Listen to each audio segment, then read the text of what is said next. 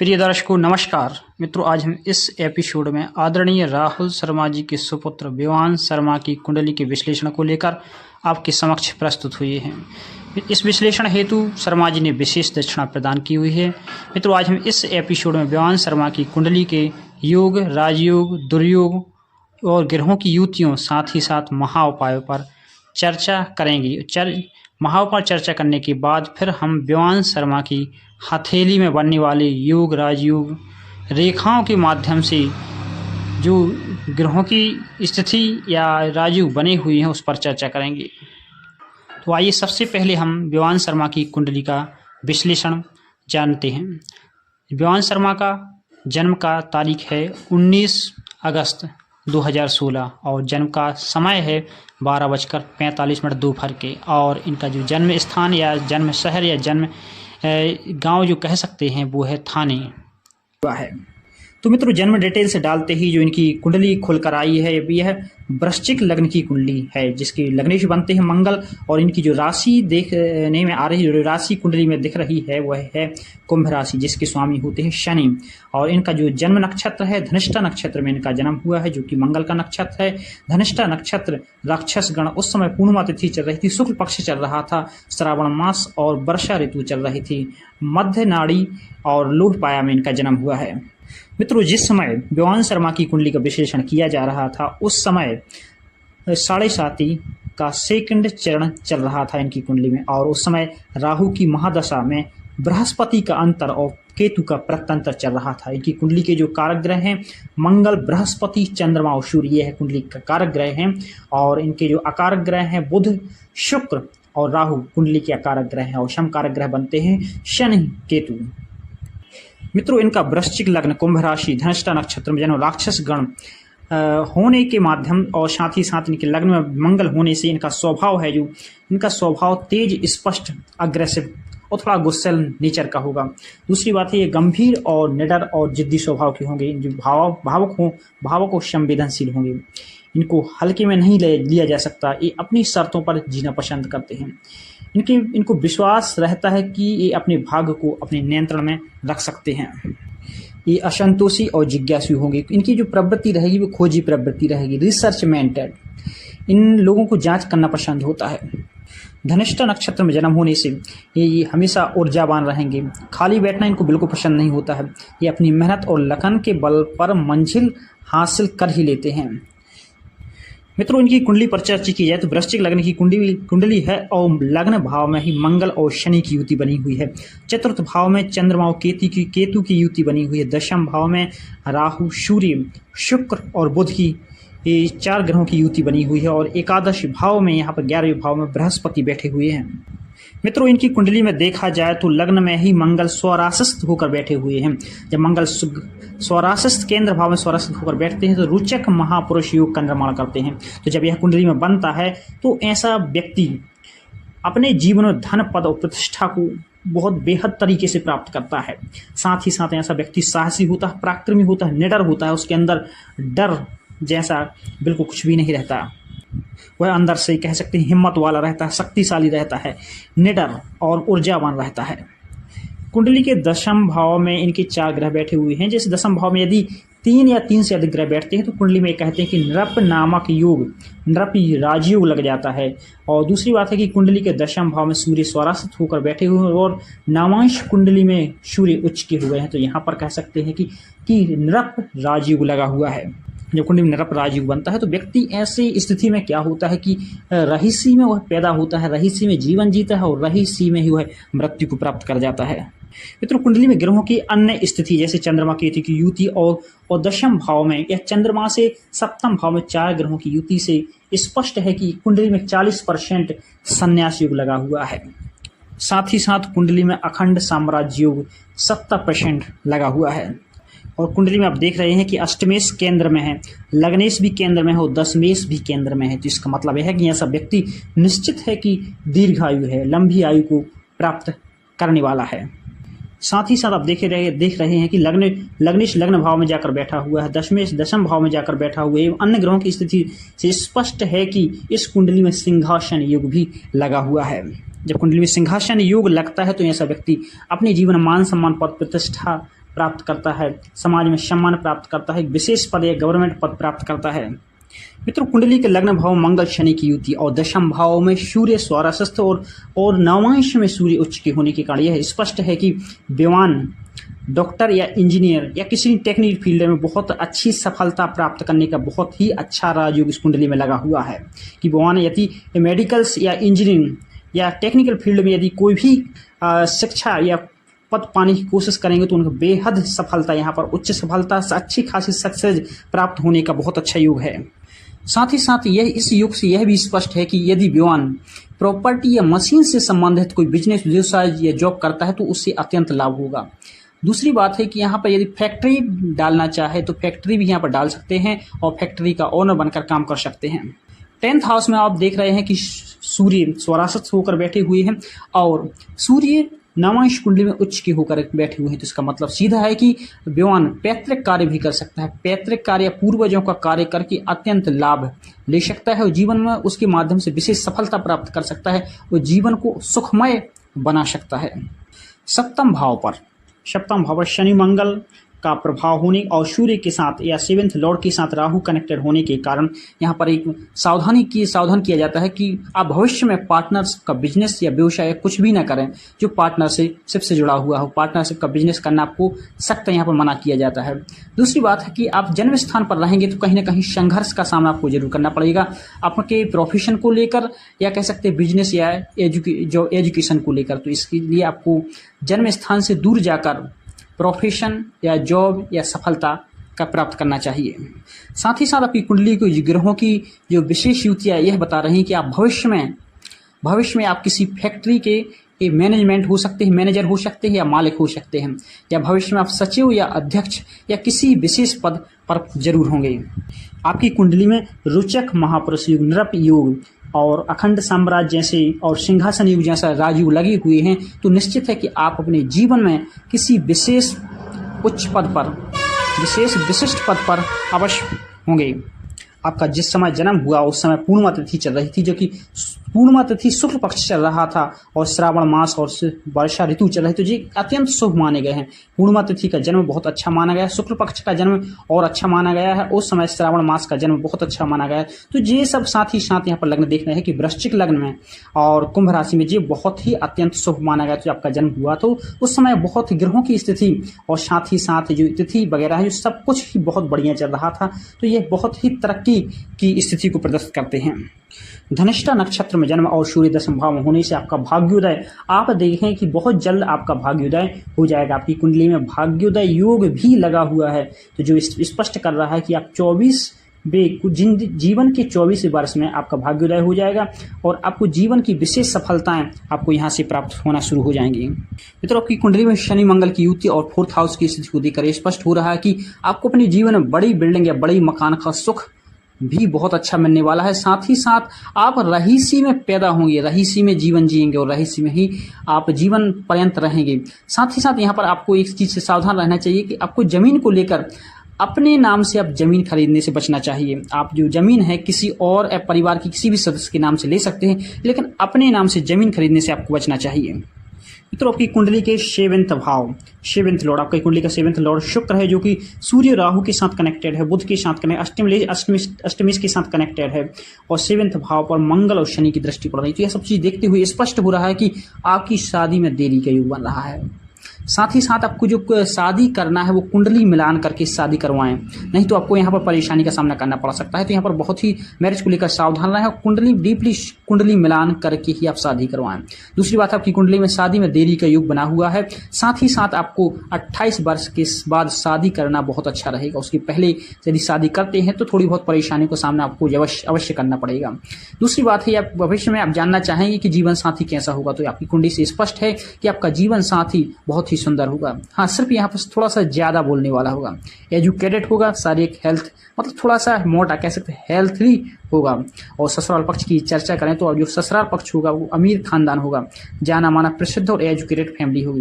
दूसरी बात, दिशा की चर्चा करें तो आपकी कुंडली में के अकॉर्डिंग में देख रहा हूं तो ये आपको जो ससुराल पक्ष है या कह सकते हैं कि दिशा है तो उसको आग्नेय दिशा या फिर पश्चिम दिशा, कुंडली में 8 दिशाएं होती हैं तो इसमें आपको आग्नेय दिशा या पश्चिम दिशा में आपकी ससुराल होने का बहुत अच्छा योग है। दूसरी बात है, दूरी की बात की जाए तो यहाँ पर दूरी जो है वो आपकी लगभग 0 से लेकर 40 किलोमीटर के अंदर रहेगी। और दूसरी बात यहाँ पर बहुत बड़ी बात यह है कि आपके विवाह के बाद आपकी भाग्योदय का बहुत ही अच्छा योग आपका फिलहाल तो आपकी कुंडली के अकॉर्डिंग आपका भाग्योदय 24 वर्ष के बाद हो आएगा, लेकिन विवाह के बाद आपका भाग्योदय प्रबल भाग्योदय होगा, मतलब भाग्य में चमक आ जाएगी, भाग्य में बहुत ही ज्यादा बढ़ोतरी होगी। साथ ही साथ जैसे ही आपकी मैरिज होगी तो आपके ससुराल पक्ष में तरक्की होना शुरू हो जाएगी। और आपकी संतानों की चर्चा करें तो यहाँ पर स्पष्ट कह दें कि जो संतान की जो स्थिति है वो है यहाँ पर भी देरी से संतान प्राप्ति का योग भी देरी से बना हुआ है, जिसमें से फर्स्ट जो कह सकते हैं लड़का होने का योग है, आपकी टोटल संतान 3 होने का योग है, जिसमें से फर्स्ट आपका लड़का होगा, फिर उसके बाद दूसरा भी लड़का होगा, फिर तीसरा आपकी संतान जो कन्या होगी। 3 संतानों का योग है, जिसमें से पहला और दूसरा आपका लड़का और तीसरे में आपको कन्या संतान होने का बहुत अच्छा योग लगा हुआ है। और जो संतान होगी आपका नाम रोशन करने वाली होगी, सिर्फ 2 संतान आपकी नाम रोशन करने वाली होगी, तीसरी संतान के लिए आपको थोड़ी सी चिंता की आवश्यकता पड़ेगी। धन की स्थिति की चर्चा की जाए तो आप फिलहाल अभी भी रहीशी में या अमीरी में पैदा हुए हैं और भविष्य में इससे ज़्यादा अमीर होने की पूरी संभावना है। आपकी कुंडली में बहुत अच्छा धन संबंधी स्ट्रॉन्ग योग लगा हुआ है कि आपका भविष्य में आप यदि लखपति हैं तो करोड़पति जरूर बनेंगे आप। तो धन की स्थिति को लेकर बहुत अच्छा राजयोग आपकी कुंडली में लगा हुआ है। और आपकी कुंडली के अकॉर्डिंग संबंधों की चर्चा की जाए तो यहाँ पर जो संबंधों की चर्चा की जाए 3rd हाउस और 11th हाउस से स्पष्ट हो रहा है, साथ ही साथ 3rd लॉर्ड और 11th लॉर्ड से स्पष्ट हो रहा है कि आपकी भाइयों से नहीं बनने वाली है। आपके घर के भाई या तो भाई होंगे नहीं या फिर भाई होंगे तो भाइयों से आपकी नहीं बनने वाली है, चाहे वो परिवार के भाई हो या सगे भाई हो, आपका सारे भाइयों से कहीं ना कहीं मतभेद होने का योग कुंडली में लगा हुआ है। लेकिन आपकी कुंडली में बहनों का बहुत अच्छा सुख है। तीसरी बात, आपकी कुंडली में माता से विशेष लगाव होने का विशेष योग है। चौथी बात है कि यहाँ पर बृहस्पति 11th हाउस में बैठे हुए हैं तो निश्चित है कि आपकी फैमिली बड़ी होगी। 4th हाउस और 10th हाउस यह स्पष्ट हो रहा है कि माता पिता आपके लिए बहुत ही भाग्यशाली होंगे। साथ ही साथ आप माता पिता के लिए जितना भाग्यशाली होंगे उससे ज़्यादा माता और पिता के लिए दोनों के लिए आप एक दूसरे के लिए बहुत ही भाग्यवर्धक रहेंगे। 7th हाउस और अन्य ग्रहों की स्थिति से यह स्पष्ट है कि आपका जो ससुराल है वहाँ पर शिव मंदिर अवश्य होगा, साथ ही साथ शिव मंदिर अवश्य होगा या फिर पीपल का वृक्ष अवश्य होगा या फिर स्कूल अवश्य होगा। और आपके ससुराल में कहीं ना कहीं कोई ना कोई व्यक्ति मेंटली अवश्य रहेगा। लेकिन आपके ससुराल पक्ष वाले रिच मैन साथ ही साथ एजुकेटेड और कहीं ना कहीं राजनीति और एजुकेशन से किसी विशेष पद पर जरूर होंगे। मित्रों को आपकी कुंडली में फिलहाल विवान की कुंडली में शनि मंगल का योग और 10th हाउस में सूर्य राहु और कह सकते हैं कि 5th लॉर्ड जो बृहस्पति हैं वो नवमांश में डाउन हो चुके हैं। इसलिए यहाँ पर स्पष्ट है कि आपको कह सकते हैं अपच या गैस या पाचन या आंतों से संबंधी या पेट से संबंधी कोई ना कोई समस्या अवश्य रहने वाली, तो यहाँ या पेट से संबंधी समस्याओं से सावधान हो जाइए। दूसरी बात है कि विवान जो कि आपको तीखा चटपटा और तना भुना खाने की आदत हो सकती है, तो यहाँ पर आपको परहेज करने की आवश्यकता है। तीसरी बात है कि शनि मंगल का योग है, यहाँ पर भी बहुत अच्छा योग है, लेकिन आपको थोड़ा सा वाहन संबंधी सावधानी बरतने की आवश्यकता है। तीसरी बात है कि यहाँ पर आप जहाँ पर भी जॉब करेंगे, मतलब जो आपका वर्क प्लेस रहेगा वहाँ पर आपके बॉस से आपके वैचारिक मतभेद होने का ज़्यादा योग है। साथ ही साथ यदि आप मान लीजिए कहीं के ओनर हैं तो फिर वहाँ पर आपके जो वर्कर्स हैं उनसे आपके मतभेद होने का ज़्यादा योग है। तो यहाँ पर आपको सावधानी बरतनी चाहिए कि जहाँ पर जॉब कर रहे हैं या जहाँ पर काम कर रहे हैं, आप वर्क कर रहे हैं, वहाँ पर आपको अपने ओनर से बड़े ही बिहेव के साथ आपको रहना चाहिए, वहाँ पर काम करना चाहिए। दूसरी बात है कि यहाँ पर आपके जो दांत हैं कहीं ना कहीं टेढ़े मेढ़े हो जरूर होंगे। सूर्य राहु के साथ कनेक्टेड है, साथ ही साथ यहाँ पर देख रहे हैं चंद्रमा केतु के साथ कनेक्टेड हैं और कह सकते हैं कि शनि मंगल का योग है। तो यह स्पष्ट है कि फिर आप एक जगह टिकना मुश्किल हो जाएगा आपके लिए। तो आप बड़े ही सावधानी से कहीं भी जॉब करते हैं तो टिकने की कोशिश करें और सावधानी से कोशिश करें कि आपका स्थान ना बदलना पड़े। स्थान इसलिए बदलना पड़ता है कहीं ना कहीं युग सामने आ जाता है। दूसरी बात से वैचारिक मतभेदों के कारण आप स्थान बदलते रहते हैं। तो यहाँ पर आपको वैचारिक मतभेदों को लेकर आपके बिहेव को लेकर सावधान रहने की जरूरत है। दूसरी बात है कि छोटे या बड़े भाई हों तो यहाँ पर लड़ाई झगड़े हो सकते हैं अपने भाइयों से, यहाँ पर भाइयों से आपको सावधान होने की जरूरत है। संतान देरी से होगी इस योग के कारण, संतान प्राप्ति में बाधा का भी योग है, तो यहाँ पर भी आपको सावधान रहने की जरूरत है। विवाह की कुंडली को देखकर कोई भी बता सकता है कि यह एक अमीर व्यक्ति की कुंडली है, अमीर व्यक्ति की कुंडली है और भविष्य में यह व्यक्ति निश्चित तौर पर महाधनी बनने वाला है। दूसरी बात है कि यहाँ पर बहुत अच्छा खासा मकान में रहने का या बहुत बड़ी बिल्डिंग का सुख प्राप्त होने का बहुत अच्छा योग है। दूसरी बात है क्या फैक्ट्री या ट्रांसपोर्ट या प्रॉपर्टी या मशीन से संबंधित बिजनेस व्यवसाय या उससे लाभ लेने का बहुत अच्छा यहाँ पर योग बना हुआ है। इस कुंडली को हम साधारण कुंडली नहीं कह सकते, यह एक असाधारण कुंडली है। ये आप ध्यान दें कि जो प्रधानमंत्री नरेंद्र मोदी जी कुंडली है वो भी वृश्चिक लग्न की कुंडली है और उनकी कुंडली के लग्न भाव में भी मंगल रुचक महापुरुष योग बनाकर बैठे हुए हैं जो कि अद्भुत प्रतिभा के धनी हैं।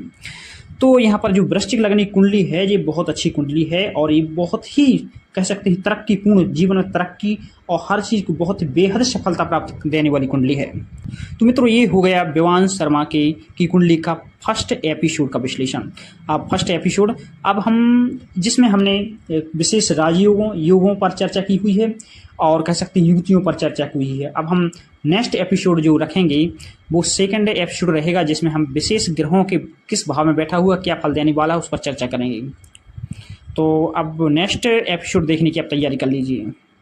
मित्रों यह विवांश शर्मा की कुंडली का सेकंड एपिसोड है। फर्स्ट एपिसोड हम बना चुके हैं जिसमें योग, राजयोगों, दुर्योगों और ग्रहों की युतियों पर चर्चा की जा चुकी है। अब हम इस सेकंड एपिसोड में ग्रहों की उपस्थिति किस भाव में कौन सा ग्रह बैठा हुआ है, क्या फल दे रहा है, इसके बारे में हम विशेष चर्चा करेंगे। तो आइए सेकंड एपिसोड शुरू करते हैं। तो जो कि विवांश शर्मा जी कुंडली है, वृश्चिक लग्न की कुंडली है। इस लग्न में ही मंगल शनि की युति है, 4th हाउस में चंद्रमा केतु की युति है, 10th हाउस में सूर्य राहु शुक्र और बुध और 11th हाउस में बृहस्पति बैठी हुई है। कुंडली की ग्रहों की उपस्थिति है इस प्रकार से। तो मित्रों फर्स्ट हाउस में मंगल शनि की युति बनी हुई, इस पर हम चर्चा कर चुके हैं कि मंगल शनि के युग यहाँ पर होने तो 10th हाउस में सूर्य होने से यह स्पष्ट है कि विवान को डॉक्टर या इंजीनियर या टेक्निकल फील्ड में विशेष सफलता का बहुत अच्छा योग है। विवान की कुंडली में लग्न में भी मंगल बैठा हुआ है, साथ ही साथ शनि बैठा हुआ है, तो यहाँ पर स्पष्ट है कि विवान को जो है कह सकते हैं कि थोड़ा सा क्रोध जल्दी आ जाता है, क्रोधी प्रवृत्ति का कहीं ना कहीं इसको कह सकते हैं। दूसरी बात है कि यहाँ पर महत्वाकांक्षी भी बहुत अच्छा होता है कि दूसरी बात है किसी न किसी प्रकार का यहाँ पर कह सकते हैं कि तनाव होने की संभावना रहती है। लेकिन जो मंगल लग्न भाव में बैठा हुआ है जी स्वारस्थ होकर बैठा हुआ है, राजयोग बनाकर बैठा हुआ है, तो जो कि अत्यंत जीवन में अत्यंत लाभ देने वाला है। लेकिन ज्योतिष शास्त्र में एक बात आती है कि लग्न में यदि पाप ग्रह बैठे हुए हैं या पाप ग्रह कोई भी पाप ग्रह यदि बैठा हुआ है, जैसे शनि मंगल, यहाँ पर शनि एक कह सकते हैं कि पाप ग्रह की श्रेणी में आता है और मंगल जो कि यहाँ पर अग्रेसिव, तो लग्न में पाप ग्रहों का प्रभाव कहीं ना कहीं पूरे जीवन में कहीं ना कहीं कष्ट देने के लिए रहता है। तो मतलब कष्ट वैसे तो नहीं कह सकते लेकिन तनाव कहीं ना कहीं बना रहता है या अशांतता कहीं ना कहीं बनी रहती है। तो यहाँ पर सावधानी की जरूरत है, उपाय करने की जरूरत है। लग्न में मंगल 4th हाउस में चंद्रमा, तो यहाँ तो स्पष्ट हो रहा है कि इनके जो घर में है परिवार से कोई ना कोई मेडिकल से डॉक्टर है या फिर अस्पताल से कोई ना कोई जुड़ा हुआ है, किसी न किसी प्रकार का कनेक्शन अस्पताल से बना हुआ है। चाहे ये दवाइयों घर से कोई रेगुलर या आए दिन दवाई के लिए जाता रहता है या फिर यहाँ पर कोई पोस्टेड व्यक्ति है जो नर्स है या डॉक्टर है, मतलब इनका कनेक्शन कहीं ना कहीं डॉक्टर या मेडिकल से जरूर है। मंगल यदि कुंडली में बहुत ही अच्छा स्ट्रॉन्ग होकर बैठा हुआ है तो फिर ऐसा व्यक्ति सेना या पुलिस में भी जा सकता है या मिलिट्री में जा सकता है। या फिर दूसरी बात है कि चेहरे पर कोई ना कोई दाग होने की यहाँ पर संभावना रहती है और जो नेचर होता है थोड़ा अग्रेसिव होता है, थोड़ा तेज रहता है, जो व्यवहार है वो थोड़ा असंतुलित रहता है। कुंडली के 4th हाउस में आप देख रहे हैं कि चंद्रमा केतु की युति बनी हुई जो कि कहीं ना कहीं मानसिक अशांति के लिए मानी जाती है कि कहीं ना कहीं ऐसा व्यक्ति मानसिक। दूसरी बात है लग्न में मंगल बैठे होने के कारण भी यह जो बात है कहीं ना कहीं पक्की हो जाती है। तीसरी बात है कि यहाँ पर 4th हाउस में चंद्रमा केतु का योग है और यहाँ पर मंगल की भी दृष्टि पड़ रही है, तो यहाँ पर यह कहीं ना कहीं स्पष्ट होता है कि जो माता को जो प्रॉब्लम्स रही होंगी वह प्रॉब्लम्स यहाँ पर विवान को भी हो सकती हैं। तो यहाँ पर सावधानी की रहने की जरूरत है। साथ ही साथ यह युति कहीं ना कहीं फिर क्रेडिट मिलने में परेशानी पैदा करती है, तो यहाँ पर भी उपाय करने की ज़रूरत है। इस कुंडली में चंद्रमा भाग्येश हैं, भाग्येश होकर यह 4th हाउस में बैठे हुए हैं, अपने कारक भाव में बैठे हुए हैं। तो यहाँ पर एक बात यहाँ पर कहता हूँ कि भविष्य में कभी भी दूध का दान बिल्कुल ना करें, चांदी का दान बिल्कुल ना करें, मोती का दान बिल्कुल ना करें। यहाँ पर आपको इन दानों से करने से बचना चाहिए, नहीं तो यहाँ पर चंद्रमा खराब होगा तो वह चंद्रमा की स्थिति डाउन हो सकती है। कुंडली के दशम भाव में सूर्य, शुक्र और बुध की युति है, साथ ही साथ राहु भी कनेक्टेड है। तो यहाँ पर यह स्पष्ट होता है कि जो यह युति आपको इंटेलिजेंट बनाएगी, साथ ही साथ क्लेवर भी बनाएगी, साथ ही साथ बोलने की बहुत अच्छी यहाँ पर आपको क्षमता और कह सकते हैं कला भी आपको यहाँ पर प्राप्त होगी। दूसरी बात है कि आपके चेहरे पर एक कह सकते हैं चमक भी यहाँ पर रहेगी। और तीसरी बात है कि यहाँ पर पिता के पास बहुत अच्छा धन और ज्ञान, जो इनके पिता जो रहेंगे वो अच्छे धनी रहेंगे और ज्ञान से परिपूर्ण रहेंगे, और कह सकते हैं कि हर समस्या को ढूंढ निकालने में उनके पास एक बेहद सुपर कला उनके पास विद्यमान होगी। और यहाँ पर बेवान आपको एक चीज़ और बताई जाती है कि आप किसी भी कैसी भी प्रॉब्लम हो, यदि आप पिता से सलाह लेते हैं तो निश्चित है कि पिता की सलाह से आपकी वह परेशानी 100% ठीक होगी। तो आपकी कुंडली में बना दशम भाव में यह योग कि सूर्य स्वारासस्त होकर बैठे हुए हैं और नवांश में सूर्य उच्चकर होकर बैठे हुए, साथ ही साथ आप देख रहे हैं कि बुध शुक्र की युति बनी हुई है। तो आप ये एक यहाँ पर यह स्पष्ट होता है कि अब यदि पैतृक कार्य करते हैं या पूर्वजों कोई भी कार्य करते हैं तो वहाँ पर आपको बहुत अच्छी सफलता, बहुत अच्छा सहयोग, बहुत अच्छा सुखमय जीवन आप यहाँ निर्वाह कर सकते हैं। लेकिन आपको यहाँ पर इस युति के साथ राहु बैठा हुआ है, जो कि आपको मान सम्मान, आपके जीवन तरक्की में आपकी बाधा, जो हर कहीं ना कहीं परेशानी बनने वाला है। तो यहाँ पर आपको राहु का बेहद सटीक उपाय करने की आवश्यकता है, जो कि मैं आपको अंतिम एपिसोड में बताने वाला हूँ। आपकी कुंडली के दशम भाव में बैठा सूर्य आपको तरक्की तो देगा, साथ ही साथ आपके जीवन में तमाम तरक्कियां आपको प्रदान करने वाला है। लेकिन राहु यदि बैठा हुआ है तो कहीं ना कहीं परेशानी का युग बनता है, या कह सकते हैं कि वंश वृद्धि में परेशानी का युग बनता है। तो यहाँ पर आपको राहु के उपाय करते ही सब ठीक होने की स्थिति बनेगी। सूर्य राहु का यह योग आपको पेट या पाचन या गैस संबंधी समस्या दे सकता है। तो यहाँ पर आपको पेट को लेकर सावधान रहने की जरूरत है। आपकी कुंडली में सूर्य के साथ 3 ग्रह और बैठे हुए हैं, तो निश्चित है कि आपके पिता अपने जीवन में एक से ज़्यादा कह सकते हैं कि प्रोफेशन कर चुके हैं, प्रोफेशन में वह प्रयास कर चुके हैं, फिर कहीं जाकर वो अगले प्रोफेशन में स्थायी ले चुके होंगे। साथ ही साथ यह भी स्पष्ट है कि आप अपने जीवन में अपने पिता से ज़्यादा तरक्की प्राप्त करने वाले हैं। सूर्य पर शनि की दृष्टि पड़ रही है, तो यहाँ पर कहीं ना कहीं यह भी स्पष्ट होता है कि आपको अपने जीवन में कहीं ना कहीं छोटा छोटा अपमान कहीं ना कहीं आपको महसूस हो रहा होगा। साथ ही साथ आपको कोई भी बात बहुत जल्द बुरी लग रही होगी। तो यदि आप कड़वी बातों को अपने जीवन में सहर्ष स्वीकार करते हैं तो आपके जीवन में बड़ा परिवर्तन होगा, जो आपको अत्यंत लाभ देने वाला होगा। सूर्य के साथ राहु का होना, साथ ही साथ उस पर शनि का प्रभाव होना, तो यहाँ पर यह स्पष्ट करता है कि आपके जो पिता के जीवन में संघर्ष अधिक रहा है, आपके पिता ने बहुत ही संघर्ष किया है। साथ ही साथ आपके पिता आपके बारे में वो निरंतर कहीं ना कहीं प्रगति के बारे में सोचते रहते हैं। साथ ही साथ आपको यहाँ पर पिता के स्वास्थ्य को भी थोड़ा सा यहाँ पर विशेष कोई परेशानी नहीं, लेकिन थोड़ा सा यहाँ पर सावधान रहने की जरूरत है। साथ ही साथ यहाँ पर स्पष्ट है कि सूर्य 10th हाउस में जाकर बैठा हुआ है और 1st हाउस में मंगल बैठा हुआ है। तो आपका जो घर है कहीं ना कहीं उस पर किसी वृक्ष की छाया पड़ रही है। तो यदि आपको लगता है कि वो वृक्ष की छाया कुछ ज़्यादा ही पड़ रही है और आपकी जीवन तरक्की में बाधा उत्पन्न हो रही है, तो आप उस वृक्ष की छाया को इस तरह से वृक्ष को काट पीट कर दें कि आपके मकान पर, आपके घर पर उस सूर्य का प्रकाश बहुत अच्छी तरीके से पड़ता रहे। लग्न भाव में बैठा मंगल स्वारासस्त होकर राजयोग कारक है। 10th हाउस में सूर्य स्वारास्त होकर राजयोग कारक, साथ ही शुक्र भी बैठा हुआ है। तो यहाँ पर यह स्पष्ट बात है कि आपको अपने जीवन उच्च पद प्राप्त करने वाला है, आपको महाधन प्राप्त होने वाला है। साथ ही साथ आपको सेलिब्रिटी बनने तक का यहाँ पर योग की तरह यह काम करने वाला है। लग्न में बैठा स्वारासस्त मंगल, 10th हाउस में बैठा स्वारासस्त सूर्य, और यह सूर्य नामांश में उच्च का हो गया है। यह निश्चित है कि आप जो चाहें अपने जीवन में प्राप्त जरूर करेंगे, भले ही वह संघर्ष रहेगा, लेकिन देर से ही भले, लेकिन आपको जो आप चाहते हैं वह आपको जीवन प्राप्त जरूर होगा। 10th हाउस में राहु, लग्न में शनि बैठे होने के कारण यहाँ पर आपको अपने जन्मदिन पर या किसी खुशी के मौके पर आपको ढोल नहीं बजाना है। कोई भी आपको प्रसन्नता का मौसम बनता है तो उसको आपको सावधानी से वहाँ पर रहने की ज़रूरत है। नहीं तो अक्सर क्या होता है कि खुशी तो मनाते, लेकिन खुशी के बाद कोई ना कोई दुख की सूचना आपको कहीं ना कहीं से मिलने की संभावना रहती है। साथ ही साथ यहाँ पे एक बात स्पष्ट होती है कि आपके घर में RVS या B के नाम से लोग अवश्य होंगे। सूर्य पर शनि की दृष्टि होने से यह भी स्पष्ट है कि आपको सरकारी कार्य कभी भी समय पर नहीं होगा। दूसरी बात, सरकारी कार्य में बाधा होने का यहाँ पर योग है। तो यहाँ पर आपको सूर्य और शनि को लेकर उपाय करने की जरूरत है। कुंडली में बना शनि और मंगल का यह योग यहाँ पर आपको वाहन को लेकर सावधान रहने की ज़रूरत है, केयरफुली ड्राइव करने की ज़रूरत है। साथ ही साथ यहाँ पर आपको ये स्पष्ट किया जाता है कि आप अपना लाइफ इंश्योरेंस ज़रूर करवा लें। यहाँ पर आपको परेशान होने की ज़रूरत है, केवल सावधान होने की यहाँ पर बात की गई है। मित्रों, यहाँ पर 11th हाउस में बृहस्पति बैठा हुआ है, तो फिर यह यहाँ पर सुंदर भी बनाता है व्यक्ति को, लेकिन थोड़ा सा क्या है कि 30 वर्ष के बाद यहाँ पर मोटापा भी बढ़ने लगता है, तो यहाँ पर मोटापे को लेकर सावधान रहने की जरूरत है। साथ ही साथ विद्या एजुकेशन किसी और चीज़ का होता है और प्रोफेशन कुछ और हो जाता है, तो यहाँ पर आपको प्रोफेशन में स्थायी और उसी का बिजनेस या नौकरी जॉब करने की ज़रूरत है ना। तो यहाँ पर आपको दूसरी बात है कि यहाँ पर सरकारी नौकरी का भी बहुत अच्छा योग बनता है कि आप सरकारी नौकरी के लिए बहुत अच्छा है योग है, आप सरकारी नौकरी के लिए ज़रूर प्रयास करें।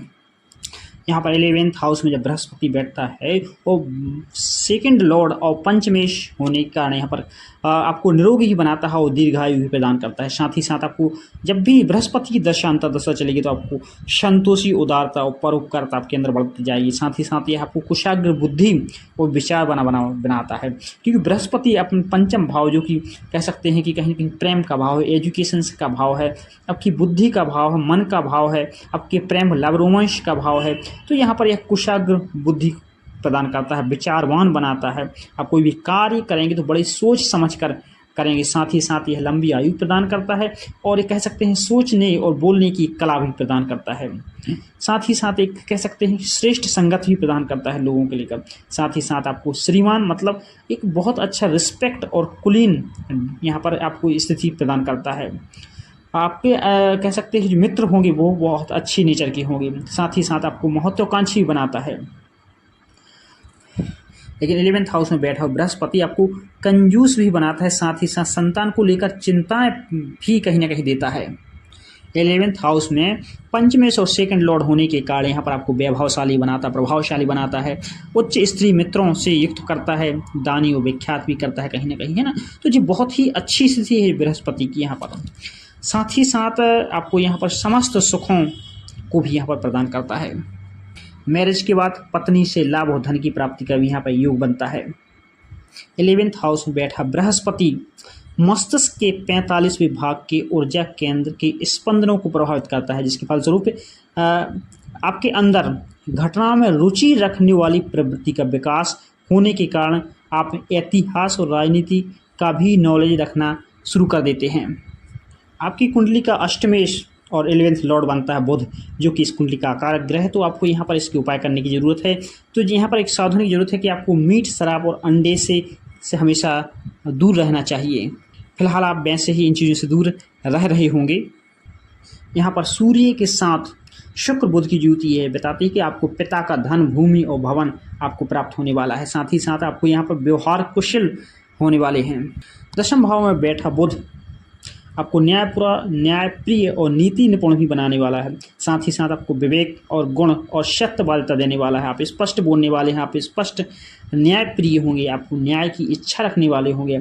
साथ ही साथ आपके अंदर कहीं ना कहीं मधुरता या कह सकते हैं कहीं कि विवेक का निरंतर आप विकास होता रहेगा। सत्कर्म और श्रेष्ठ कर्म आपके अंदर उत्पन्न होते रहेंगे।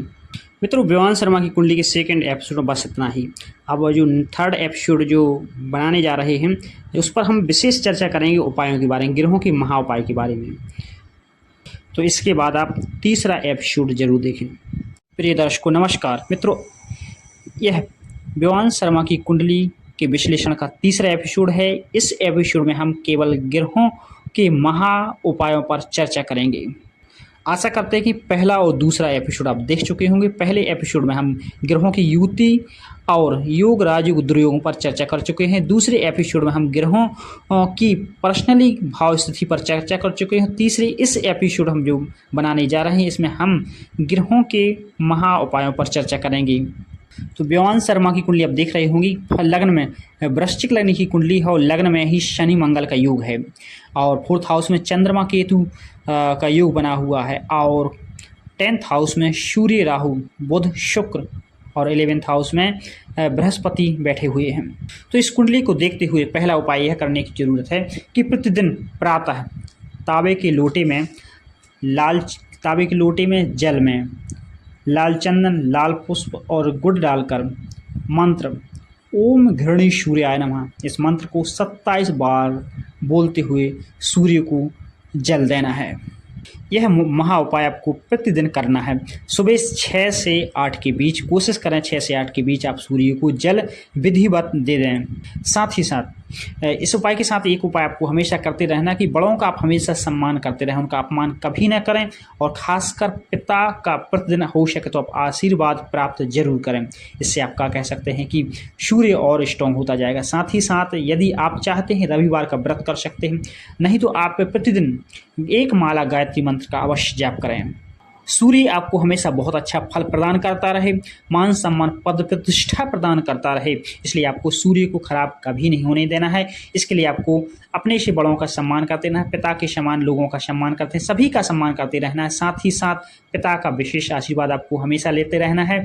और मान लीजिए जब दूर रह रहे हैं तो भी आप एक तस्वीर रख लें और पिता के पैरों को छू कर आशीर्वाद लेते रहें। साथ ही साथ आपको नशा और शराब, मांस शराब से आपको हमेशा दूर रहना है और आप हमेशा कोशिश करें कि सूर्योदय होने से पहले आप सोकर उठ जाएं। सूर्योदय होने के बाद आप यदि उठते हैं तो आपका सूर्य कहीं ना कहीं खराब होने लगेगा, जिससे आपको मान सम्मान पद प्रतिष्ठा में परेशानी बन सकती है।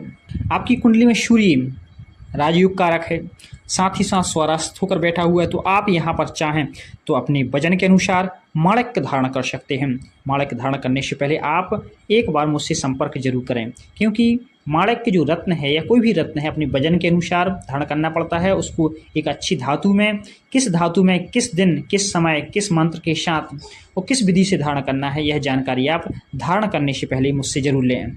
साधारण तौर पर यदि माणिक्य, जैसे आपको थोड़ा सा मैं बता देता हूँ कि यदि माणिक्य आप धारण करना चाहते हैं तो फिर आपको शुक्ल पक्ष का रविवार चुनना होगा और आप कह सकते हैं कि तांबे की धातु में इसको धारण कर सकते हैं, अनामिका उंगली में इसको धारण कर सकते हैं और ओम घृणी सूर्याय नमः या गायत्री मंत्र का जाप करके या सूर्य का मूल मंत्र जाप करके आप इसको धारण कर सकते हैं। लेकिन धारण करने से पहले एक दिन इसकी तैयारी करनी होगी।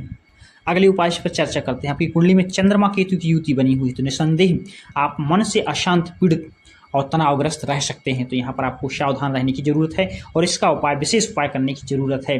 तो आपकी कुंडली में यहाँ पर कह सकते हैं कि 9th लॉर्ड चंद्रमा बन रहे हुए हैं, तो आपको यहाँ पर विशेष उपाय चंद्रमा को लेकर करना चाहिए। जैसे कि आपको प्रत्येक सोमवार भगवान शिवलिंग पर दुग्धाभिषेक करें और सोमवार के दिन आप खासकर मंत्र ओम सोम समाय नमः इस मंत्र की 11 माला आप जरूर जाप करें। और जब आप इस मंत्र का जाप करें, ओम सोम समाय नमः इस मंत्र का जाप करें, तो भगवान शिव के समक्ष एक घी का दीपक जरूर जलाएं। साथ ही साथ आप अपनी माता से बहस या उनको परेशानी पैदा करने से बचें। दूसरी बात है कि आप माता के चरणों को छूकर उनका आशीर्वाद हमेशा लेते रहें, उनकी सेवा जितनी हो सके जरूर करें। अगली बात है कि आपको कमरे और सारी स्वच्छता को 100% पवित्र बना रखना है। दूसरी बात है कि आपको रात्रि में देर तक नहीं जागना है, रात्रि में दूध का सेवन करने से आपको हमेशा बचना है। अगले उपाय पर चर्चा करते हैं। तो जैसे लग्न में आपकी मंगल और शनि बैठा हुआ है, तो आप यहाँ पर चाहें तो यहाँ पर लग्नेश मंगल बनते हैं और लग्नेश यहाँ पर योग कारक ग्रह है। मंगल जो आपकी कुंडली में योग कारक ग्रह है, तो आप चाहें तो मंगल का रत्न मूंगा अवश्य धारण कर सकते हैं। अपने वजन के अनुसार आप मूंगा धारण कर सकते हैं। शुक्ल पक्ष के मंगलवार को आप अनामिका उंगली में से विधिवत धारण करें, अपने वजन के अनुसार धारण करें। आप चाहें तो मंगलवार के दिन हनुमान चालीसा का पाठ भी जरूर करें, लाल कपड़े का धारण करें, आपको बहुत अच्छा लाभ होगा। आपकी कुंडली में बुध अकारक ग्रह हैं जो कि 10th हाउस में जाकर बैठे हुए हैं, तो आपको यहाँ पर कह सकते हैं कि बुध का उपाय करना अत्यंत आवश्यक है। इसके लिए आपको विशेष उपाय यह है कि आप बुधवार के दिन, वर्ष में एक बार बुधवार के दिन बांसुरी में चीनी भरकर एक किसी कच्ची ज़मीन पर आपको गड़ा देना है। वह कच्ची ज़मीन आपके निवास के स्थान के आसपास की होनी चाहिए। दूसरी बात है कि आप दूसरे दिन सूखे 4 खड़खड़े नारियल बहती नदी में प्रवाहित कर देना है। साथ ही साथ आप चाहें तो अंधे लोगों को लड्डू भी बांट सकते हैं। आप चाहें तो बुधवार के दिन हरी सब्जी का भी दान कर सकते हैं, या जो थर्ड जेंडर लोग रहते हैं उन्हें आप हरी चूड़ियाँ या हरी साड़ी भी दान कर सकते हैं। तो इसमें से कोई भी उपाय आप कर सकते हैं। और आप चाहें तो शुक्रवार को कन्याओं को भोजन कराकर उनकी आरती उतारकर पैर छूकर उनका आशीर्वाद लें, तो ये उपाय भी बहुत अच्छा है। आपकी कुंडली में बृहस्पति योग कारक ग्रह हैं, तो आप यहाँ पे चाहें तो बृहस्पति का रत्न पुखराज धारण कर सकते हैं, यह आपके लिए बहुत ही लाभकारी होगा। अगला उपाय, शनि लग्न में बैठे हुए हैं और लग्न में बैठा हुआ शनि डाउन माना जाता है कहीं ना कहीं, तो पीड़ा प्रदान करने वाला होता है। तो यहाँ पर आपको एक उपाय भी करने की आवश्यकता है कि शनिवार के दिन आप सूर्यास्त के बाद, यह उपाय आपको करना है सूर्यास्त के बाद, तो मुख्य द्वार पर सरसों के तेल के दीपक में काली उड़द और काले तिल डालकर 3 मुखी 3 बत्ती रखकर 3 बत्ती वाला दीपक आपको जरूर जलाना है और अपने ऊपर से एक नारियल को 7 बार उतार कर वहीं फोड़ देना है। यह उपाय आप खासकर 7:30 में करें, साथ ही साथ शनि की दशा अंतर्दशा में या राहु की दशा अंतर्दशा में करें। और यदि राहु की दशा चल रही है तो इस उपाय को करने के साथ साथ आपको एक उपाय और जरूर करना है। वह उपाय ये है कि रात्रि के समय आप जब सोएं तो सिरहाने एक लोटे में जल रख दें। उस जल को प्रातः होते हुए किसी कटीले वृक्ष की जड़ पर अवश्य चढ़ा दें या नॉर्मली वृक्ष किसी भी जड़ पर चढ़ा दें। दूसरी बात है कि राहु की जो दशा अंतर्दशा यदि अशुभ चल रही, परेशानी पैदा कर रही, तो आपको 8 किलो कच्चा कोयला शनिवार के दिन नदी में प्रवाहित कर देना है। यह उपाय आपको शनि और राहु के लिए करना है। दूसरी बात है कि आप शनिवार के दिन जो घर की सफाई है, जैसे जो धौंसे हैं या काले धब्बे हैं, उनको अलग करें। दूसरी बात है, जंग लगी हुई चीज़ें आपको शनिवार के दिन, या जो खराब इलेक्ट्रिकल है, खराब दवाइयाँ हैं, खराब जूते चप्पल हैं, खराब कपड़े हैं, इन सभी को साफ करके घर से अलग कर देना है अमावस्या के दिन या शनिवार के दिन। साथ ही साथ आपको काले और नीले कपड़े पहनने से हमेशा परहेज करना है।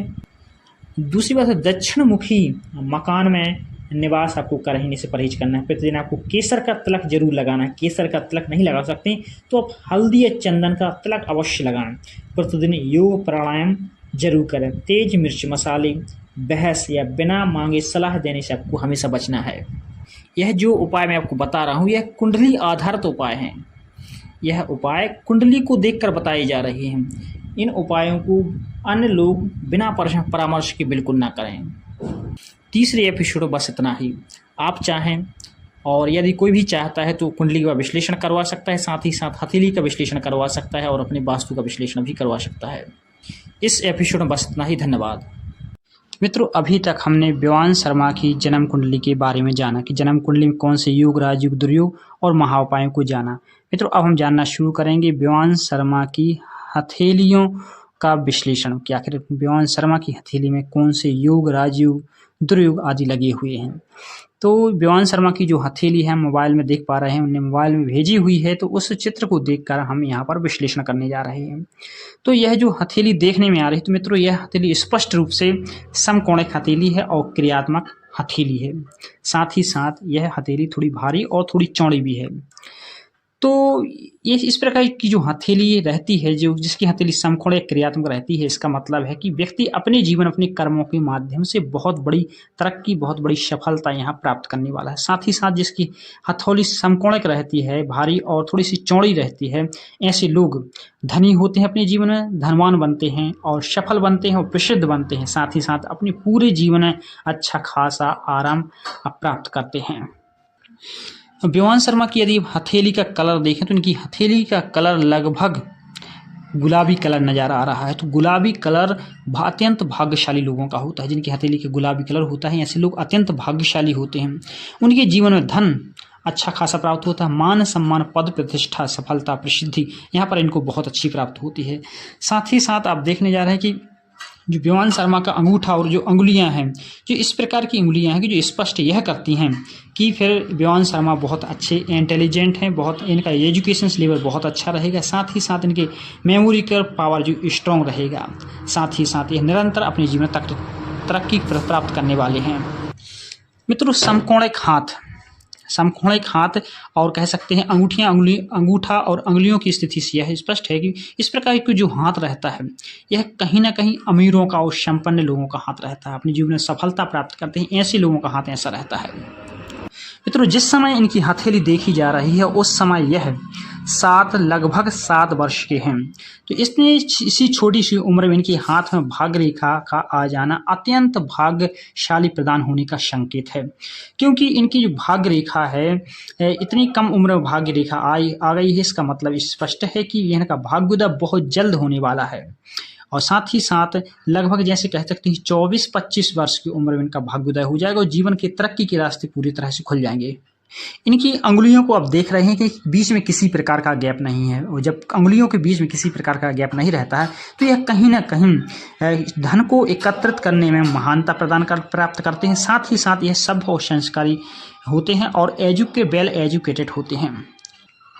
आप इनकी जीवन रेखा देख रहे हैं, जीवन रेखा काफ़ी लंबी और स्पष्ट है। इससे यह स्पष्ट है कि इनकी आयु भी बहुत अच्छी है, बहुत लंबी है। साथ ही साथ यह अपने जीवन में वंश वृद्धि को भी संकेत करती है। साथ ही साथ स्पष्ट जो जीवन रेखा है यह कहीं ना कहीं जीवन को बड़ा ही सरलता से जीने का संकेत देती है। साथ ही साथ इनका वजन निरंतर बढ़ने का संकेत देती है। साथ ही साथ यह निरंतर बुद्धिमान होते जाएंगे, यह भी संकेत देती है।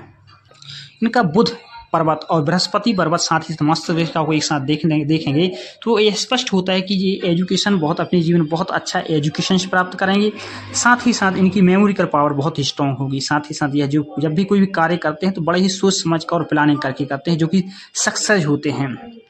इनकी हथेली में आप देख रहे हैं कि राहु पर्वत पर ट्रायंगल बने हुए हैं, तो ट्रायंगल कहीं ना कहीं यह स्पष्ट करते हैं कि ये अभी भी रहेसी में पैदा हुए, रहेसी में जिएंगे और रहेसी में ही अंतिम दिनों को प्राप्त करेंगे। साथ ही साथ यहाँ पर यह स्पष्ट हो रहा है कि अपने जीवन में जी करोड़पति अवश्य बनेंगे। शुक्र पर्वत का घिराव जीवन रेखा ने इस तरह से किया हुआ शुक्र पर्वत उठा है। शुक्र पर्वत जीवन रेखा के माध्यम से काफ़ी घिरा हुआ है। साथ ही साथ मैरिज रेखा को देखकर यह स्पष्ट हो रहा है कि इनकी मैरिज लाइफ बड़ा ही सक्सेस और सफल रहेगी। साथ ही साथ यहाँ पर संतान की स्थिति भी बहुत अच्छी है। यहाँ पर 3 संतान होने का योग है, जिसमें से 2 लड़के और 1 लड़की होने का संकेत है। साथ ही साथ इनका जो प्रोफेशनल पावर, जो प्रोफेशनल टेक्निकल स्थिति में जा रहा है, जो इनका प्रोफेशन है वो टेक्निकल से जुड़ा हुआ है। कहीं ना कहीं एक इंजीनियर और डॉक्टर की विशेष पद पर प्राप्त करने वाले हैं। पद प्रतिष्ठा जो स्थिति है यहाँ पर सूर्य रेखा भी बहुत अच्छी स्पष्ट रूप से बनी हुई है। तो सूर्य रेखा का बनना स्पष्ट इसका मतलब है कि कहीं ना कहीं जीवन में बहुत जल्द सफलता प्राप्ति का योग है। साथ ही साथ पद प्रतिष्ठा प्राप्त करने का भी बहुत अच्छा योग है। मित्रों, बेवांश शर्मा की हथेली में बहुत सारे योग और बहुत सारे राजयोग लगे हुए हैं। फिलहाल इस एपिसोड में बस इतना ही। नमस्कार, धन्यवाद।